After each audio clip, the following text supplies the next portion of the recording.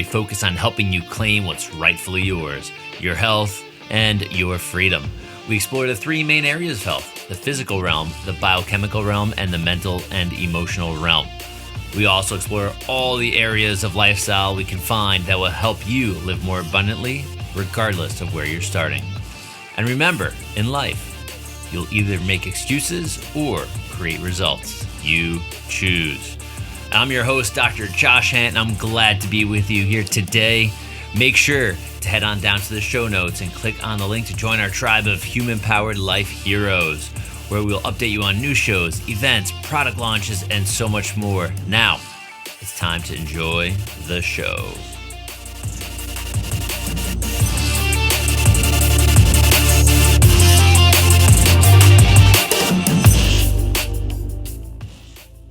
Hey everyone, welcome back to the Human Powered Life Podcast. We have a stellar guest for you today. This is Ian Mitchell. This guy is a wizard, and you're going to learn why. So Ian, welcome to the show. Thanks, man. I appreciate it. Thanks for having me.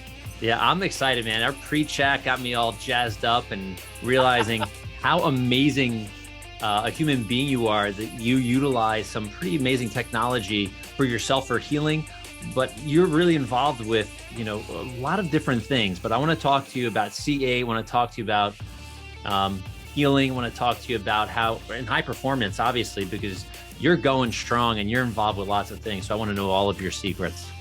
Sure. I actually, this is one of those things, I'm genuinely happy to share because I want everybody to be performing at a higher level. Good. That's I love that as well. So give everybody a little bit of your backstory. Who is Ian Mitchell?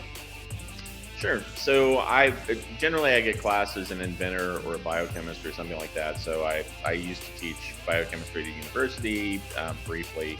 I run a lab. I have my own facility. I've worked with NASA, lots of Olympic athletes, and I just do lots of different things. And it's across a whole host of different domains. I work with a couple of different capital investment companies where I'm the scientific advisor. Basically, one of them is a company called Ecliptic Capital out of Austin, where I used to live for about 20 years, and I'm the Polymath in residence, which just basically is the catch-all phrase for somebody who has a fair degree of expertise across a whole different set of domains than you'd normally find.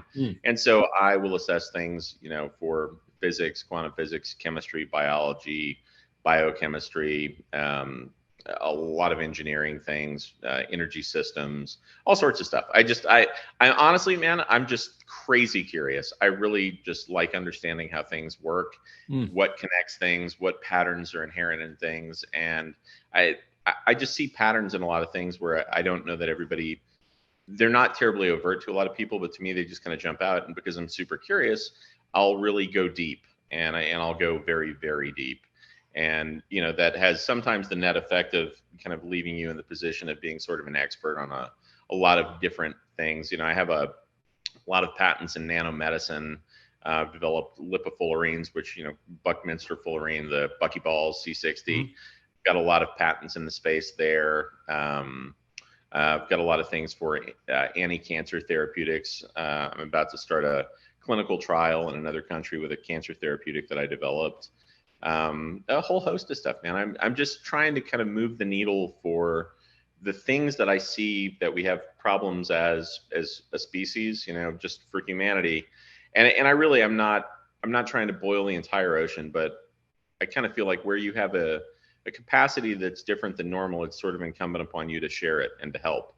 And that's so beautiful. I was given the capacity to see things in a slightly different light. So I try and use it and leverage it to benefit people. Yeah, that's really neat. So was there at a young age or an older age where there was a trigger, there was something that says, I'm just going to go deep into all of this stuff?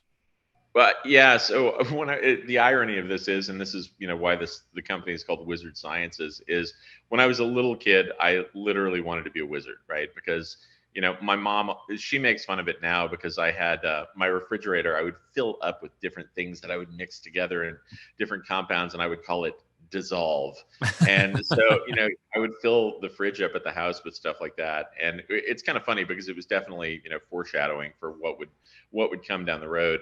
And then The definitive moment actually was there was a series that I watched when I was a kid called Connections, and it was by a British journalist named James Burke for the BBC. And what it did is it would take something that we have now, some modern concept like television or a nuclear bomb or something like that, and it would trace it back historically to its very inception, like 1,000, 2,000, 3,000 years ago, and like explain why you can arrive at having a nuclear bomb from the Battle of Agincourt, and show the connections literally step by step with all the inventions. And the thing I think that it left me with was this understanding that you're always standing on the shoulders of giants, right? Somebody will have the technology that comes before you.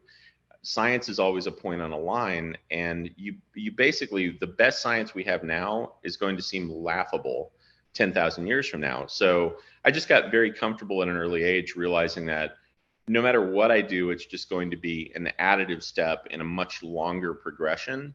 And so if I can look at that, when you realize things have a certain trajectory in terms of their growth as a construct, right? For me, I'll say, okay, I want to solve XYZ. Like, I want to figure out how to stop Alzheimer's, right? So then instead of saying, okay, well, what's the best technology we have now? I generally don't do that. I actually go all the way back to the beginning and come up with my own theory of pathogenesis and figure out, why would this actually be? What's the purpose? Why is it happening for us, not really to us? And in that particular reference, Alzheimer's, in my estimation, isn't actually a disease per se. It's a protective mechanism that's just run amok because it's gone unchecked for a couple of decades. And because of the environment that we're constantly in, where we're bombarded with, xenoestrogens and toxins and, simple things like P. gingivalis in your mouth, things that add a toxic load, and your body tries to sequester them and protect your brain. I mean, we all know that, the omentum, that lacy band around your midsection, if you're eating something that's going to skew your pH, your body packs it in fat and sequesters it around your omentum. And it does that so it doesn't allow a variation that's going to be harmful because it prioritizes survival. Well, in the case of Alzheimer's, your body prioritizes survival, not cognitive performance. So when there's a threat, some sort of toxic loading, whether it's endogenous or exogenous, it wraps it in, a tau protein or an amyloid beta plaque or something, and just sequesters it so that it doesn't become overtly harmful.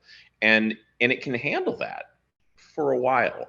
But with lifespans becoming longer, things that used to be in the dark because people died at a much earlier age, now it's, the contrast has been increased, if you will. So it comes to light. Literally, people see it now that we're living decades longer. I mean, if the average lifespan in 1900 was 42, by that point, you're not going to have a whole lot of expression of something like that. But now, if it's 79 and 81 respectively for, men and women, you'll see it. And so for me, looking at where things actually started from and where they're going, I kind of try and put myself in the perspective of, okay, this is what I'm trying to solve presently. Where did it actually start?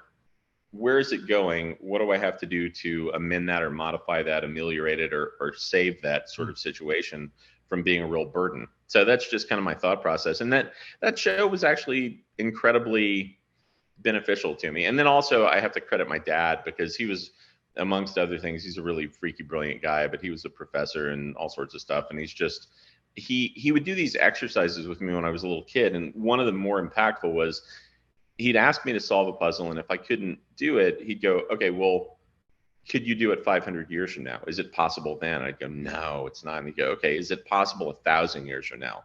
Will people have this problem 1,000 years from now? And I'd go, well, no. And then he'd go, okay, well, then imagine yourself 1,000 years in the future. Look at what they've done, and then just bring that back and replicate it. Which, it sounds like such kind of an esoteric and ethereal sort of thing. And it really is. But when you're a little kid, you don't know, right? So if you don't put the boundaries around yourself and, give yourself harsh constraints, then who knows what's possible? Yeah. So, the impossible, right? Yeah. That's Arthur C. Clarke points that out a lot, that, when you reach the bounds of kind of what the possible is, the only way to really push it is to go into what's impossible. And, some of the things that I work with, like your drinking bottle there from Leela, so I'm the scientific advisor for Leela Quantum, and I've got test data where I can definitively show that what we think of right now in terms of science is, we'd run a GCMS, gas chromatographic analysis of something spectrally, right? And it tells you this is what this compound is. Well, I can tell you matter of factly, because I have the data to support it, that I can take a compound and I can run a spectral analysis of it, and it says it is this compound. And then I can put it in a quantum block, and even though it spectrally says it's the same compound, when I run a reduction oxidation potential test on it, it functions like an entirely different molecule. And to our way of thinking, for the science, that we have in 2022, there's nothing changed, right? Nothing has changed. There's no electromagnetics. There's no anything that we can normally describe. But I've got the data that's repeatable, and we've replicated it over and over, that says, yeah, it's different, right? And we haven't quite drilled down what that is. But to my way of thinking, that's like saying where science is presently is we have the analytical gear to say we have a box and the box is blue. And, and we say, oh, this is a blue box and this is a blue box, so they're identical. And that's the degree of, experience and understanding we have. But if one box is filled with lead and the other box is filled with feathers, they're fundamentally different and are going to react differently in different situations. But we're not there yet, right? So we don't have the tools to open up the box scientifically yet. But what we do have is we can look at secondary and tertiary effects of what's happening in those. And it's the same process that you see in science literally for the past, couple hundred years. When you're at the very cutting edge, you don't have tools to measure things, right? Like there wasn't a spectrometer until there was a spectrometer. And then you can say, oh, this is this thing. Even though it looks the same, it's actually different because the molecules are configured differently and they have a different mass. Well, we're not quite there yet to be able to say, oh, this has a different quantum expression because the electrons are spinning in this particular rate at this particular point, and we've entrained them and we can modify it. That's kind of where we are. It's interesting that we're right at the very edge, but that's the thing, is it's a point on a line. So what you're drinking there, super healthy, just by virtue of having it charged in a bottle. And most people will go, oh, that's ridiculous. There's nothing there. But well, that may be the case, but I've got the data that says, there is something there. Yeah. It's not as overt as if it's, like a hammer hitting a piece of wood, but it's still there and it's measurable and repeatable. We just don't have all of the tools to make what this, an assessment of what the specific different discernible factor is. We can shoot around it. It's like, I don't know if you've had the chance to see any of the dark field microscopy images of what happens if you're wearing a Heal capsule or around a quantum I've had some of the tests sent me, but I didn't really go through like the crazy details. It was a little over my head.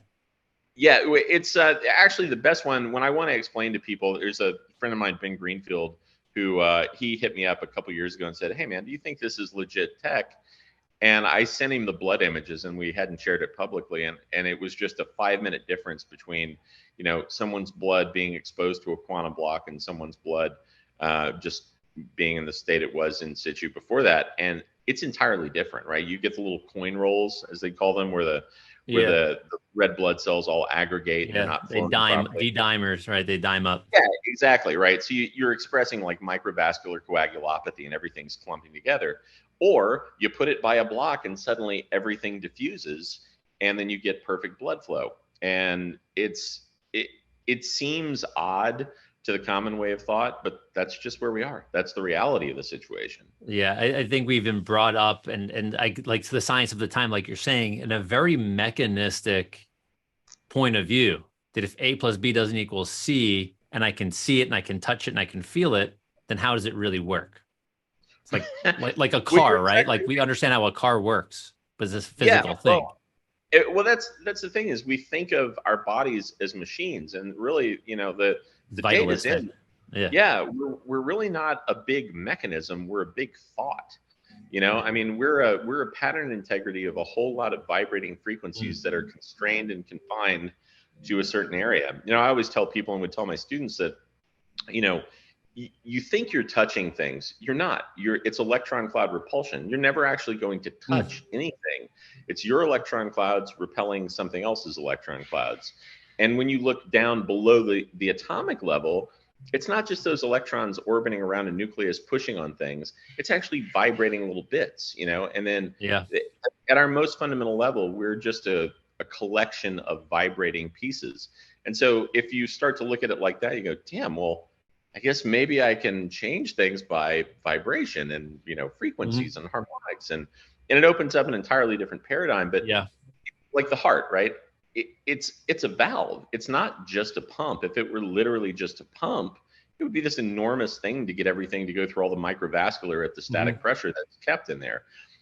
It's primarily working as a valve ionically to allow things to move based on their potential, their electrical potential. But we know that some of us know that, and that's been around for quite a while, but it's not common knowledge because it's so much easier to think of it as it is a pump, Yeah. No, I agree. And it's interesting, when you're talking about like vibration, everything is a vibration. Way back when, late 1800s, early 1900s, in the development of my profession, chiropractic, they talk about chiropractic dealing with tone, and it wasn't muscle tone. They were talking, it's all based on tone, and it was energy frequency, impacting the central nervous system and above. It's called a vitalistic versus a very mechanistic point of view. So they were way ahead of their time in the late 1800s, early 1900s. And I hear conversations like you talking about vibration, it's tone. Holy cow, this is, old but new. Well, when I was in high school, I think it was my sophomore science project, and this is a display of total nerd, was the stimulating effects of pulsating light on the brain. And basically, I pulled a bunch of research that the Air Force had done for crowd control, and spent a lot of time looking at it. And what was found is that, and I built a device to do this, if you pulse light at the effectively what is the carrier rate of a person's nervous system, and you have an external input at your internal processing frequency, in 1 out of 5 people, it will cause a seize, and it just locks them up. And it's not like it'll throw them into an epileptic seizure, but it literally just causes a jarring of the nervous system. And when your nervous system reboots, people vomit. So 1 out of every 5 to 1 out of every 10 people in these crowds, when they would hit them with ultra frequency light or ultra frequency sound, would just throw up, and it would disperse the crowd. And that was their nonviolent crowd control. But at that age, it got me thinking, damn, I can just use sound that no one can hear or light that no one can even perceivably see flicker. And it so profoundly affects a person's physiology that it will literally bend them over to throw up or knock them out. Or, I mean, it's really profound when you think about the implications of that. It's like a whole nother toolkit. I mean, and like anything else, I mean, those guys were using it to disperse crowds, but you can take it a few steps further and go, okay, well, if I can detrimentally affect people with this tech, well, certainly I could positively and beneficially affect people with that tech too. Figure a different way, a better way to use it, right? Yeah, absolutely. And I think that's one of the things that I really dig is, we do, in my lab, we do this cryophotonic V cell activation. So V cells are VSELS. It's very small embryonic-like stem cells. And so basically inside your blood, you have these quiescent, which just means dormant stem cells that are about the third of the size of normal stem cells. And the way to elicit them to become active is to hit them with some sort of hormetic stressor usually. And it can be vibration, a la sound and tone. It can be photonics, especially at specific frequencies. We kind of do like in the 600-700 nanometer range. And then through temperature stress, right? And so we offset in my lab, we found like the most effective way to do this that we've hit so far was to offset the thermal loading from the lights by using the cryogenic component. So you stimulate them through both actions. It's in a specific band, and you get a really pronounced response in terms of how many of them you activate. And then we actually use lasers to kind of basically treat them almost like quantum dots, where you entangle them at a specific frequency.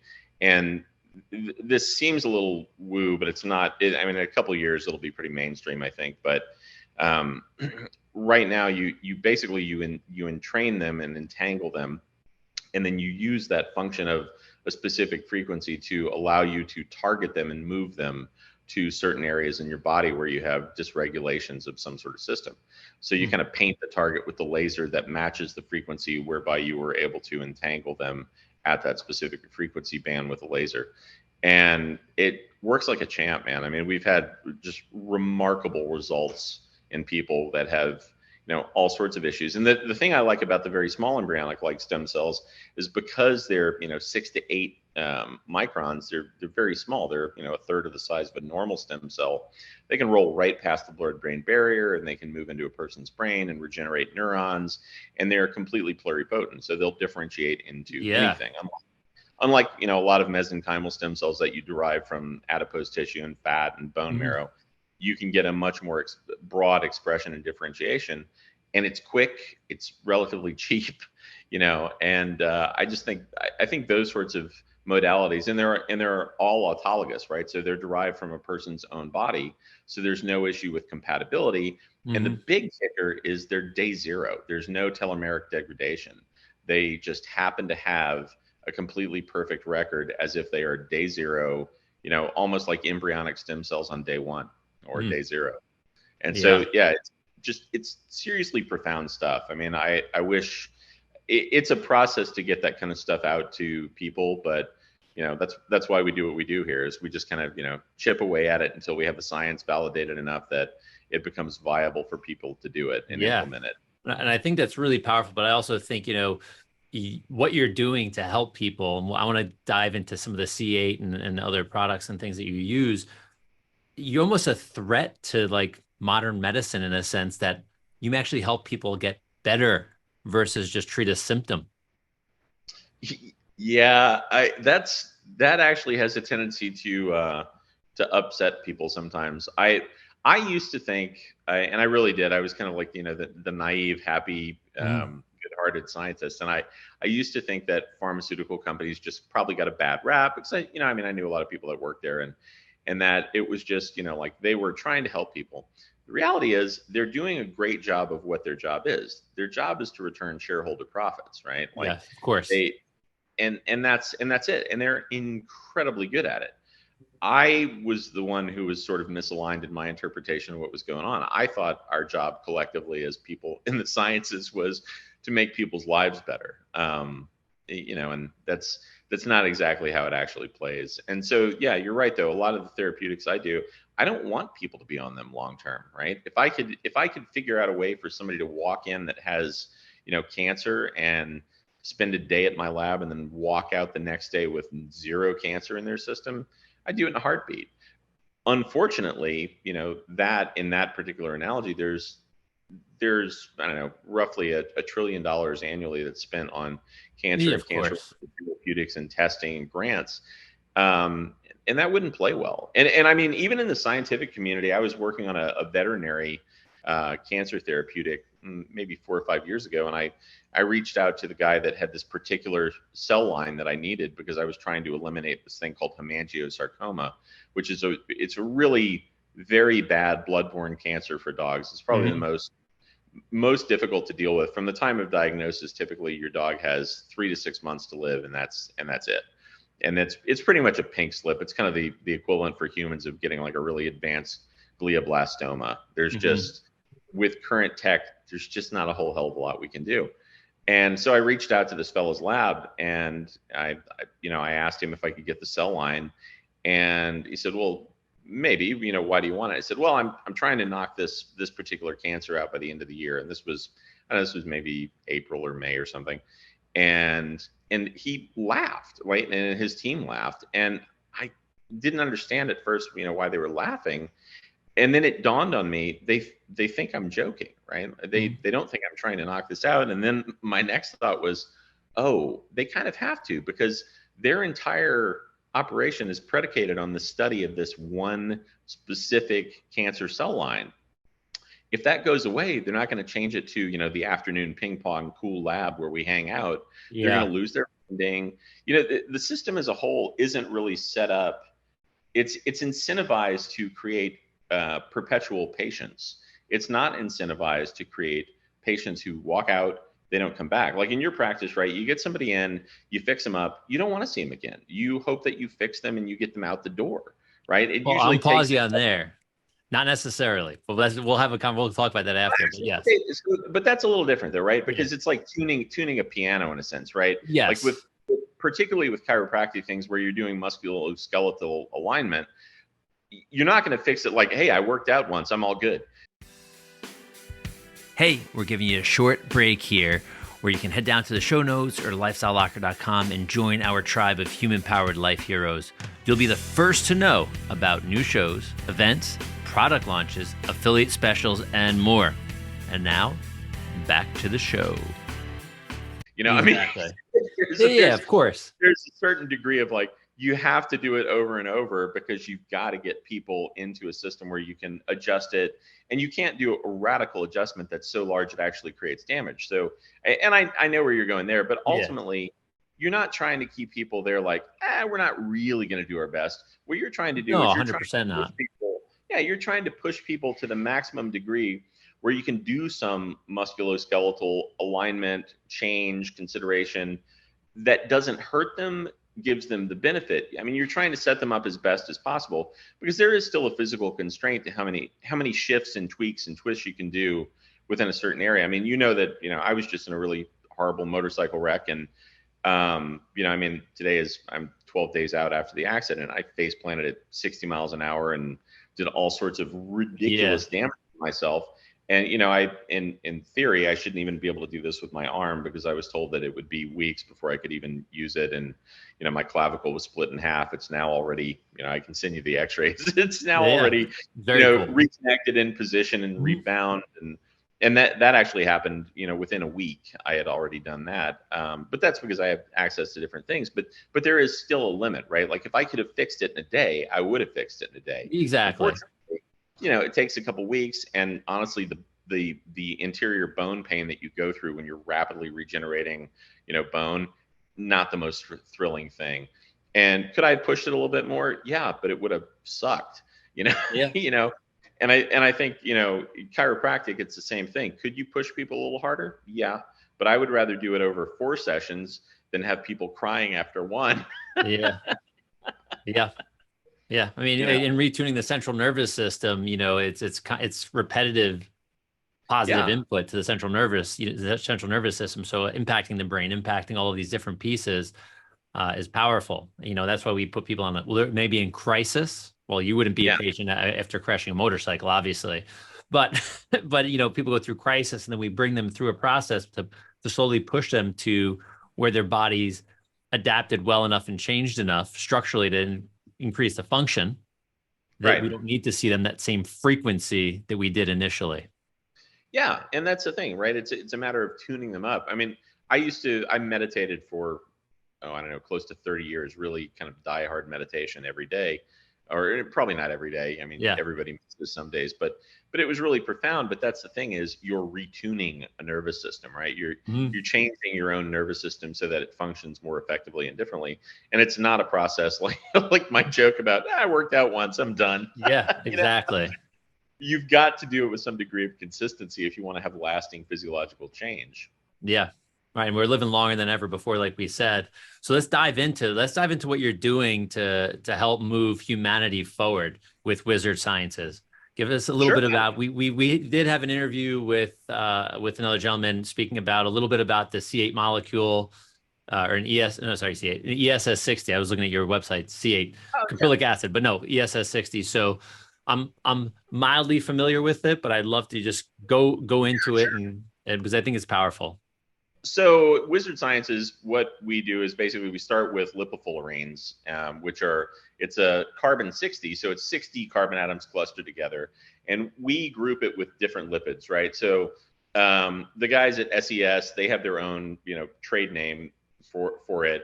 But it's all, Robert and Chris, the guys who run that, they're good and very respectable, and they have good products. They do good safety checks, and there are a couple of guys in the industry that have products that I really like. Purple Power is a good one, and there are a lot of us and we all pretty much know one another, who are trying to do things in a healthy and safe way to provide people with things. So, and the market's so small, most people don't even know what the heck carbon 60 is. Yes. So it's literally less than probably 1/10 of a percent of a percent of a percent. I mean, there's not that many people that even know what it is. But so basically, in, I think it was in 1985, three guys got they discovered this molecule because they were doing a type of astronomy, and they kept seeing this signature, and they were trying to figure out what the heck it was. And then they realized that the atomic mass was 720, which meant that it had 60 carbon atoms clustered together. And then they figured out that the shape was in fact a truncated icosahedron, which is the the fancy way of saying a soccer ball. And so so initially when they synthesized it, they thought, oh, maybe we can use this in industrial settings or this or that. But then in 2012 there was this experiment that was done where they bound it to lipids, and they do a thing called an LD50, which is a lethal dosing 50, where you see what's going to kill off half the population of your mice, right, with a median population.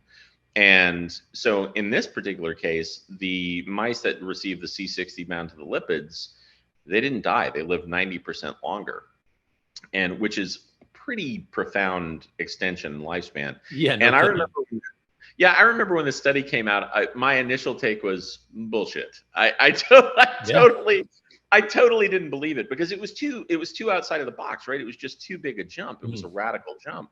But I thought, okay, you know what? I'll test it. I mean, I'm a scientist, right? I'll check it out. So I started doing it, and then I got these things called P53 knockout mice, which are, the P53 gene is your tumor suppressor gene. So when you breed these mice that you've extracted that gene, you use them in oncology a lot when you're testing new chemotherapeutics.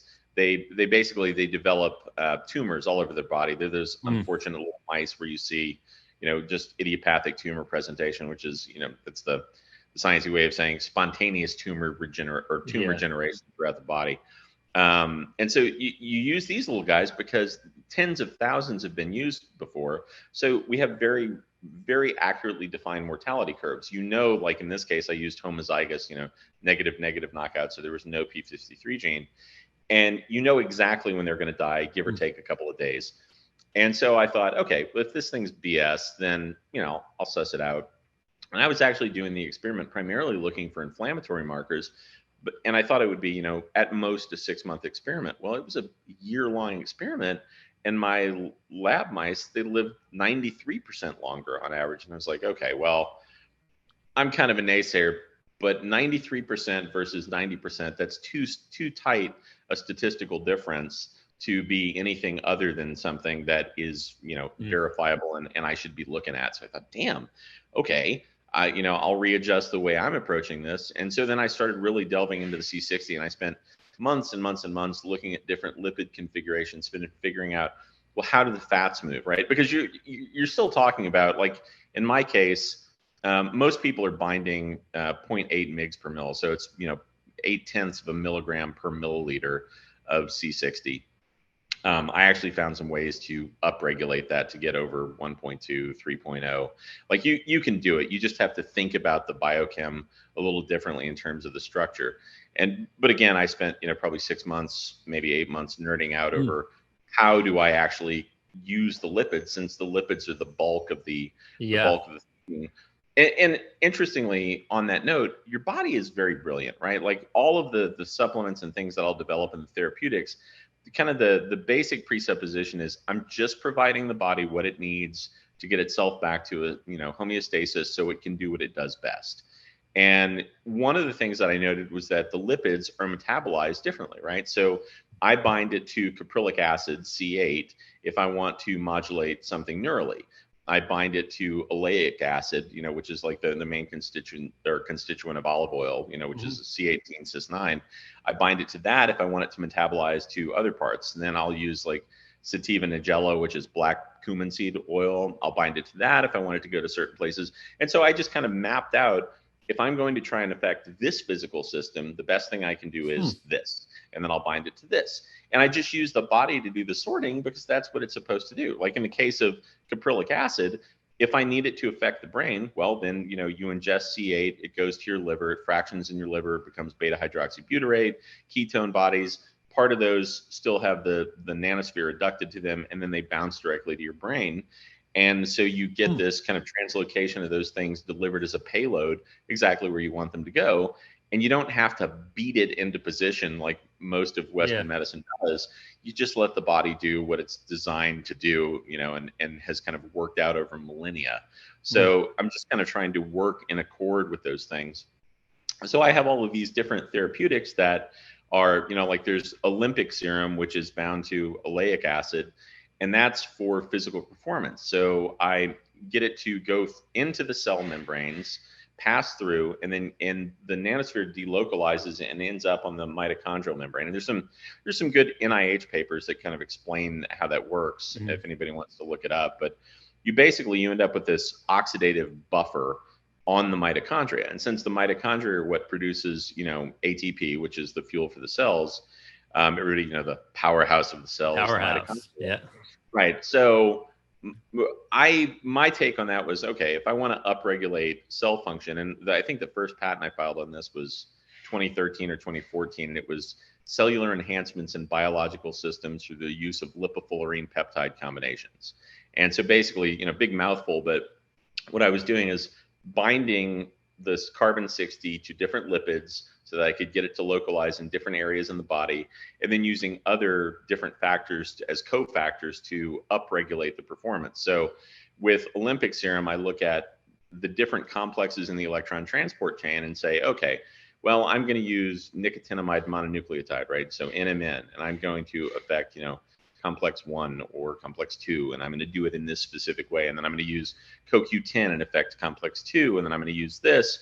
And, and for me, I'm going to use red light and affect complex 3 and 4. And, I'll look at all of these little components and say, okay, if I want the best physical output, what do I have to nudge and how do I have to get it in there? And I kind of think of it like almost like picking a lock. It's kind of a puzzle, right? Yeah. You have to open one complex to get another complex moving, and then it becomes additive. So you have a benefit across the entire electron transport chain, and that upregulates all of your cellular function.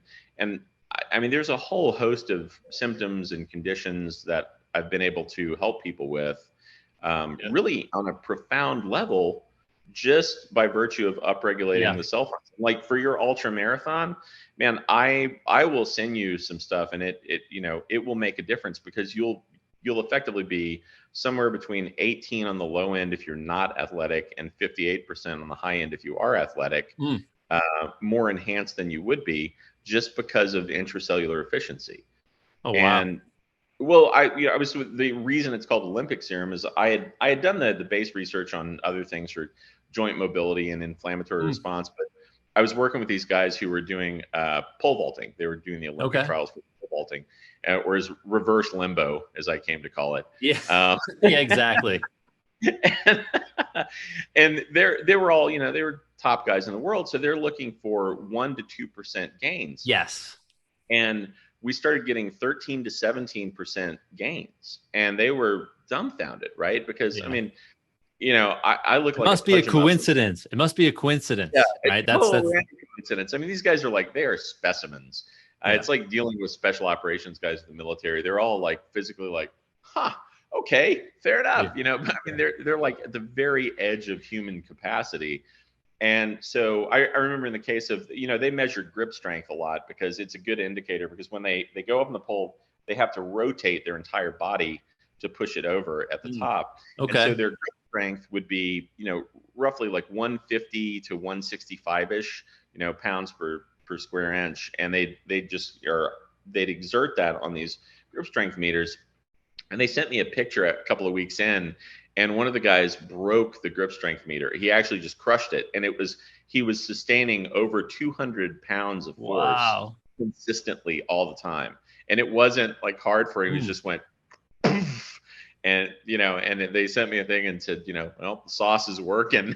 Yeah. What's in this thing?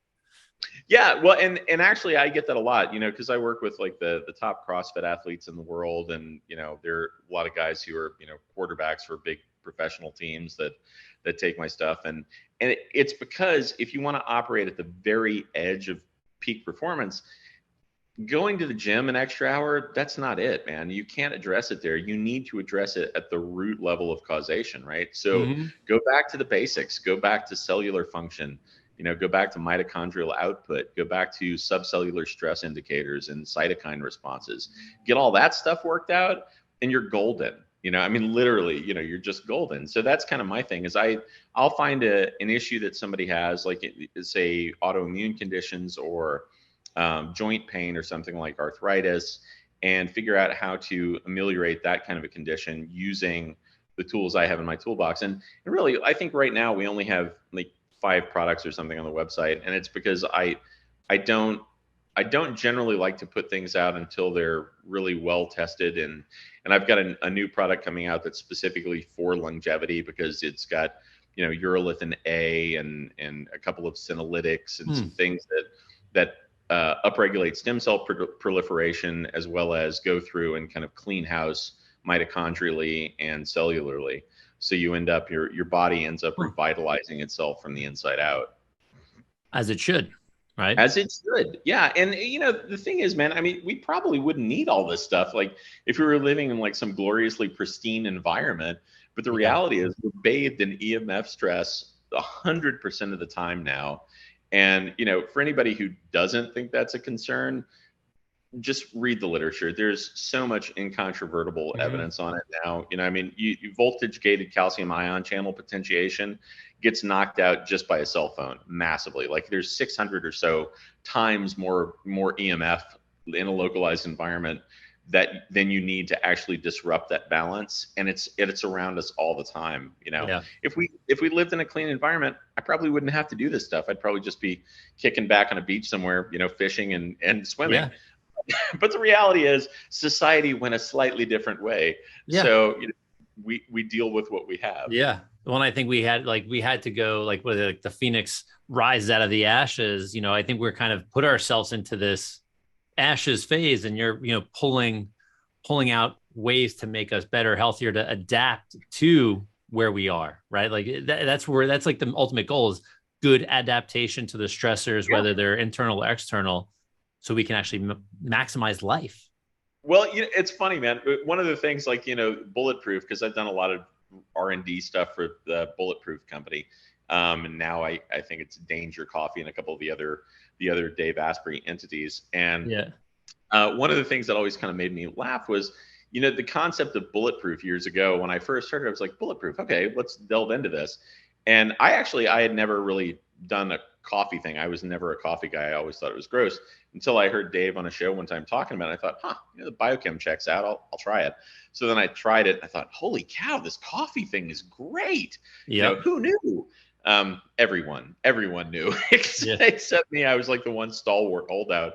And now I can't get enough of it. But when I was looking at, the idea of being bulletproof, what does that really mean? Right? Like I just face planted on a motorcycle at 60 miles an hour and shattered bones. My bones are mending in under a week, and and I have the x-rays to show that, and I'm back up in action. I can move again and I can do all my stuff.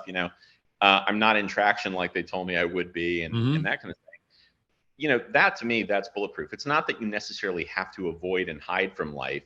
It's that you have the tools that when you get smacked down, you get back up, right? Yeah. That's actually being bulletproof. It's not that you have to avoid everything. You just give yourself the tools so that you can be resilient in any situation. Yeah.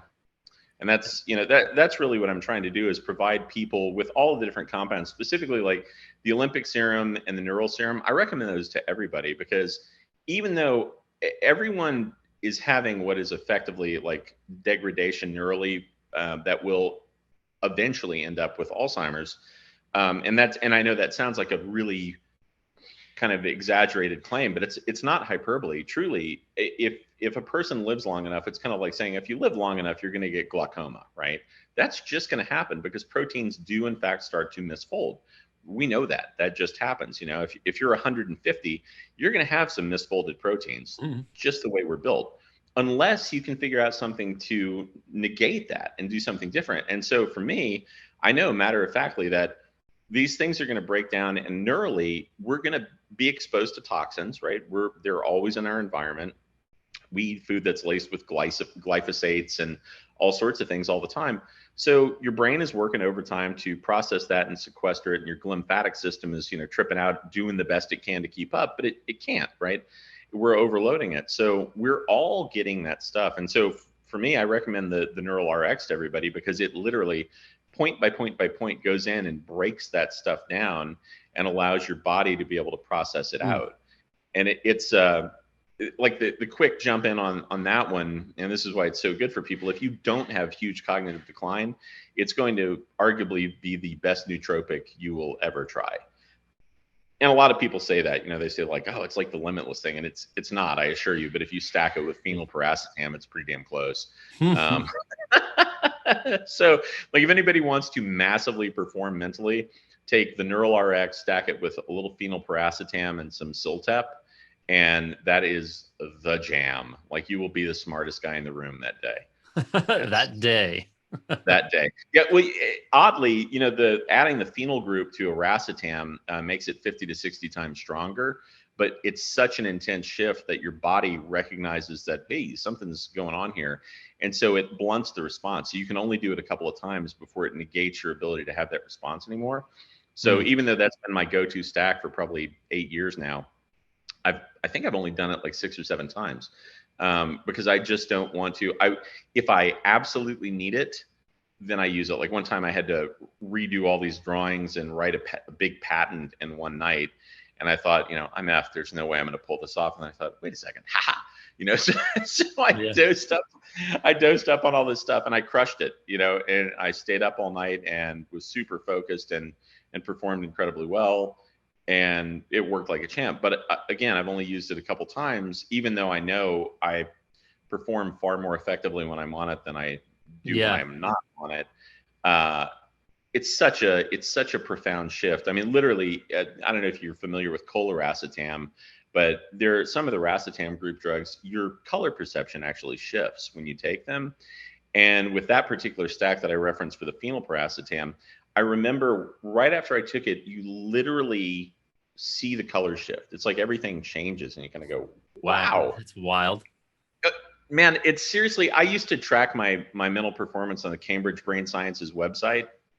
And I was trying different nootropic stacks. And this was, almost a decade ago. And I was going through all these things, trying to figure out what would optimize performance. And I finally arrived at this stack and I took everything and then I went in and I did the battery of tests, and I had never been able to cross the 83rd percentile. And given that, and it's a Cambridge Brain Sciences website, so there were like 78,000 people tracking neural performance and their mental performance and acuity.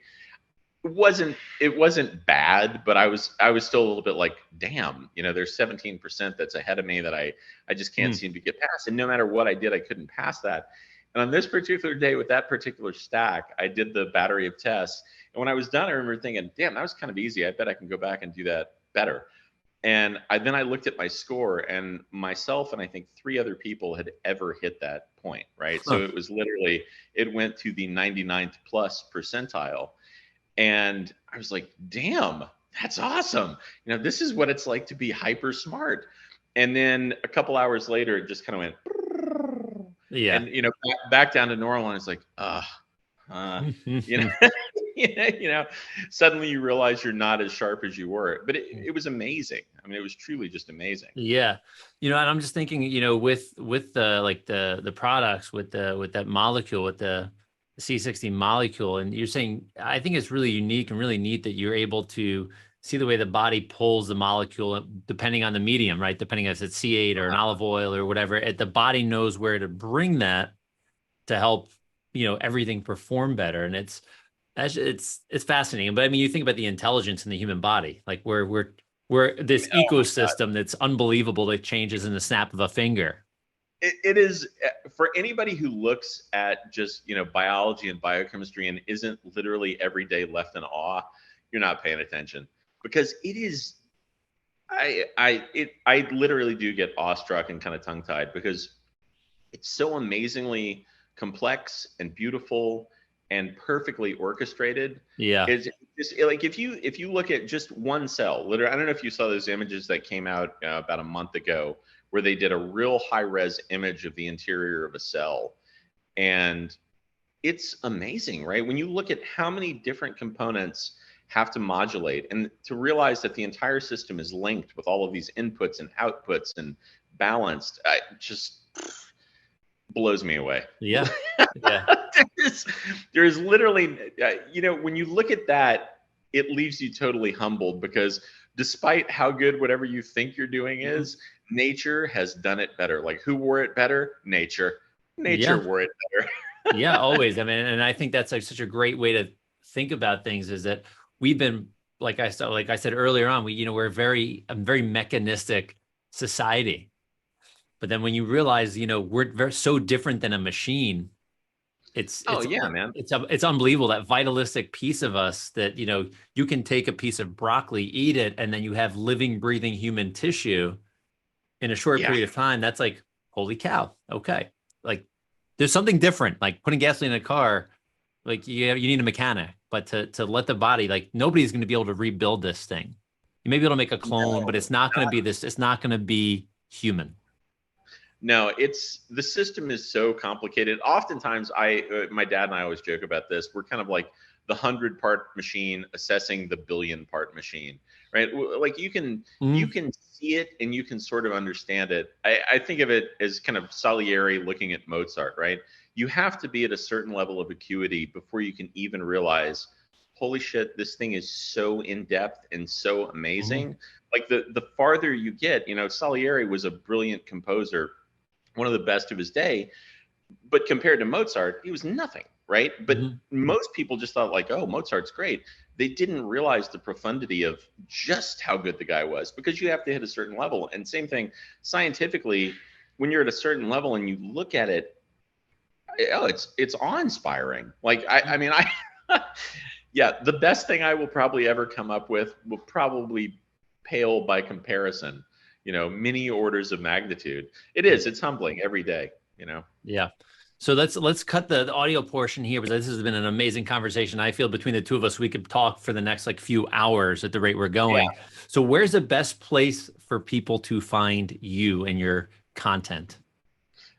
Wizard Sciences. So it's just wizardsciences.com, or hit me up on Instagram at Ian Mitchell 1, and just numerical 1. And, everybody makes fun of this, but I still reach out to everybody individually. It may take me a little while, because I literally get inundated with, a tremendous volume of people. But I do get back to everybody, because I kind of feel like, again, when you have a skill set where you can help people, it's your job, right? You help. So, if there's anything somebody has that's a condition or concern or something, hit me up. That's what I'm here for. Awesome. Everybody, check them out, wizardsciences.com. We'll have all the details in the show notes. You'll scroll down if you're on the website and see that at lifestylelocker.com. So we're going to pause here and we're going to jump back in the video only portion. So here we go. Thank you for tuning into this episode of the Human Powered Life podcast. Make sure to head over to lifestylelocker.com to check out all the details on the show and to watch part 2 of this episode, which is only in video format. We also have this audio portion in video format if you want.